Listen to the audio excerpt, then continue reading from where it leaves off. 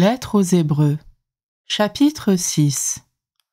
Dès lors, laissons de côté l'enseignement élémentaire sur le Christ, élevons-nous à la perfection d'adultes au lieu de poser une nouvelle fois les fondements, à savoir, conversion avec rejet des œuvres mortes et foi en Dieu, instruction sur les baptêmes et l'imposition des mains, la résurrection des morts et le jugement définitif.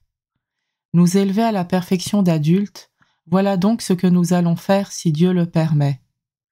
Une fois que l'on a reçu la lumière, goûté au don du ciel, que l'on a eu part à l'Esprit Saint, que l'on a goûté la parole excellente de Dieu, ainsi que les puissances du monde à venir, si l'on retombe, il est impossible d'être amené à une nouvelle conversion, alors que soi-même on crucifie de nouveau le Fils de Dieu et on le tourne en dérision.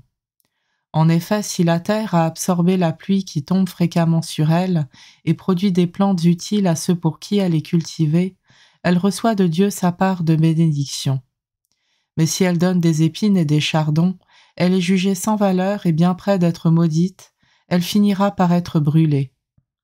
En ce qui vous concerne, mes bien-aimés, et malgré ce que nous venons de dire, nous sommes convaincus que vous êtes dans la meilleure de ces situations, celle qui est liée au salut. Car Dieu n'est pas injuste, il n'oublie pas votre action ni l'amour que vous avez manifesté à son égard en vous mettant au service des fidèles et en vous y tenant.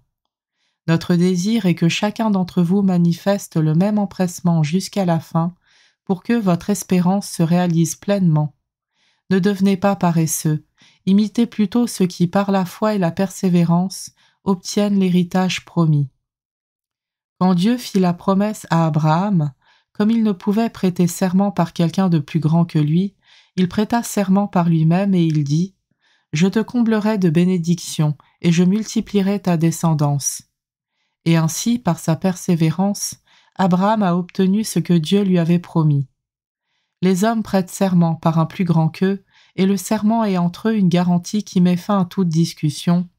Dieu a donc pris le moyen du serment quand il a voulu montrer aux héritiers de la promesse, de manière encore plus claire, que sa décision était irrévocable.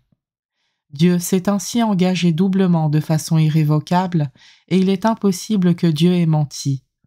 Cela nous encourage fortement, nous qui avons cherché refuge dans l'espérance qui nous était proposée et que nous avons saisie. Cette espérance, nous la tenons comme une ancre sûre et solide pour l'âme. Elle entre au-delà du rideau dans le sanctuaire où Jésus est entré pour nous en précurseur, lui qui est devenu grand prêtre de l'ordre de Melchisédek pour l'éternité.